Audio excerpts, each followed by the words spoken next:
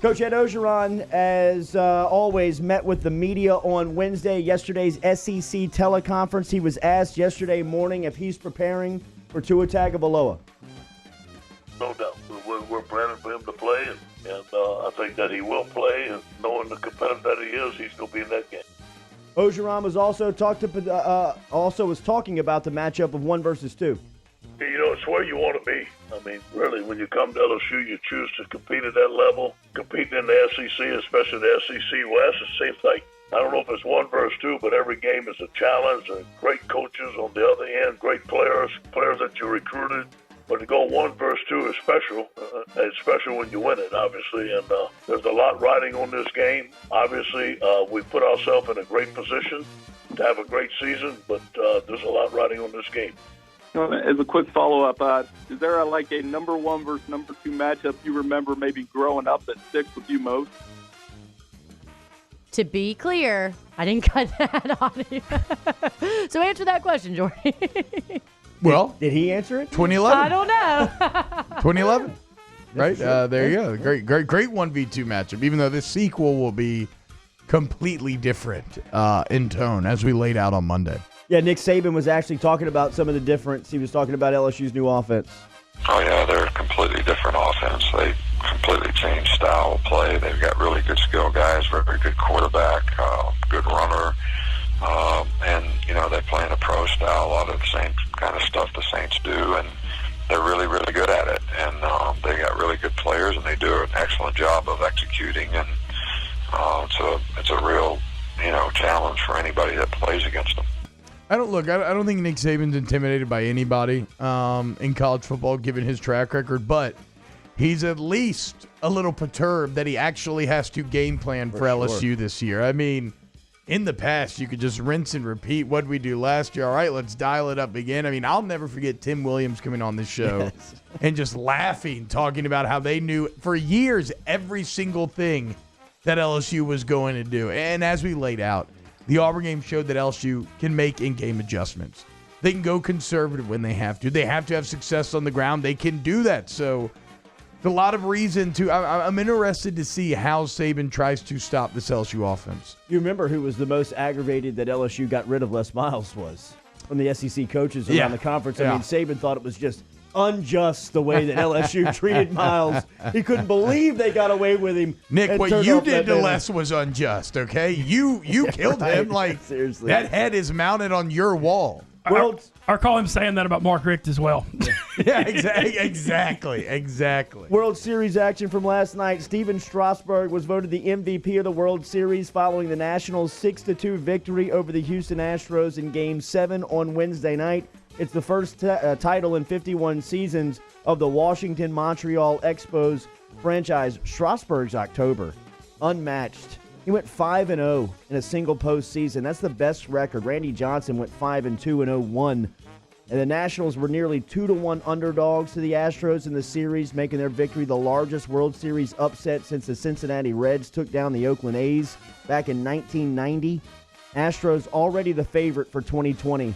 As Caesars Sportsbook put out last night, Astros 4-1 odds to win next year's World Championship. Here's Alex Bregman talking about the Astros falling a bit short.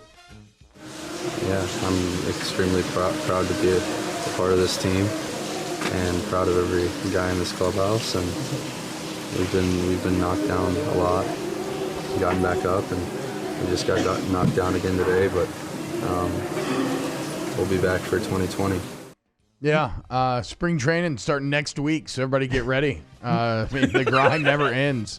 Y'all are big baseball guys. I didn't actually get to watch too much of the game last night. I watched a little bit when we did our Tiger Zone from here, so I did watch during Tiger Zone. I saw Will Harris give up the 2-run shot, and I felt bad. I did just keep thinking about what Durbin talked about yesterday, the incredible amount of pressure these pitchers are under, and you could see that painted on Will Harris's face after he gave up that home run. He looked great. I mean, Greinke was pitching a magnificent Game 7. Davey Martinez, I thought one of the all-time strategy moves. I'm calling the bluff on Scherzer getting scratched in Game 5. I think they dodged Garrett Cole and had faith in Strasburg, and they liked their matchup against Greinke. I don't think Scherzer was hurt. I think this is like an all-time forward-thinking game theory move. I like it. How about old Mattress Mac? He had How much did he lose? So 11. he had $12 million in to win 20. Now let's be clear: if the Astros won, he would have had $17 million in liabilities because of the furniture giveaway. Like he would have given away $17 million worth of furniture. So at what point does it become bad business? I mean, like, well, no, because if they had won, he also would have won 20. So he would have come out $3 million ahead. Hey, don't mess with Mattress Mac, man. He's got free advertising. He's okay with losing that money, I guess, because he would have lost it anyway. He was everywhere. I mean, like all over Twitter, people were taking photos with him. There's videos. And I want to point out this: it's not just him betting big money. He does really good things. Ravel tweeted about this. Game 6, he took a bunch of fathers and mothers of sons and daughters who had fallen in combat and been killed. Wow. Game 7, he took a ton of kids who are battling cancer, wearing his hand-knit cap that a little girl who's battling cancer made him. So Mattress Mac, a very good businessman, and also, it seems like from afar, a very good person as well. Real quick on Strasburg, his October, struck out 47 and walked 4 in 36 and a half innings. So I have not been the biggest baseball guy since I was a little kid, but one of the names that broke through back in the day was Steven Strasburg when he was really young, when he was a prospect. State. I remember him, his first game in the Nationals, just like torching guys, throwing 100s, kind of like, whoa, look at that. And so to see him now fulfill that potential in that way it's just kind of fascinating seeing a guy develop over the years like that. Pelicans in the Smoothie King Center taking on the Denver Nuggets tonight at 8:30. That'll be on TNT on a nationally televised game. Golden State Warriors guard Stephen Curry broke his left hand after a hard fall in Wednesday's game against the Phoenix Suns. On Wednesday night, GM Bob Myers told ESPN that Curry will have an MRI and a CT scan this morning, as last night that was the injury for Steph Curry. And then the 76ers, Joel Embiid and Karl Anthony Towns from the Timberwolves were both ejected for fighting in the third quarter of Wednesday night's game in Philly. Thursday night NFL tonight, San Francisco's favored by 10 in Arizona. Kickoff scheduled for 7 o'clock. Mincy's in studio with us. He'll be handing out your weekend winners coming up here at 7:30. 104.5 ESPN Baton Rouge brings you the Citizens Bank Fan of the Week. This week we salute former Auburn baseball player and War Eagle fanatic Tex Morris.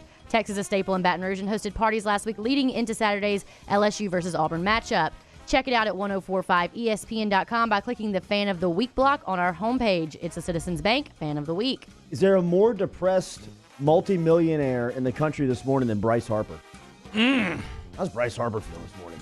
He's probably wiping those tears with $1,000 bills. Probably so, but like you said yesterday about Justin Verlander, when you're in competition and you're an athlete, at some point the money's just not enough. Yeah, well, it's like you can have all the money in the world, but it can't make you win a World Series, I guess, right? Like that is kind of the bottom line. So Verlander might be the only one because now his Game 6 will be highlighted forever. Yeah. I mean, that sucks. That sucks. I can't get over Rice head baseball coach Wayne Graham coached Anthony Rendon, who went back to Houston in the World Series. He said in college that Anthony Rendon has Hank Aaron's wrists and plays third base better than Brooks Robinson. Let me tell you, Rendon last night, he was the one that hit the home run off of Greinke, Houston native. He's set to make about $300 million this offseason. He's going into free agency.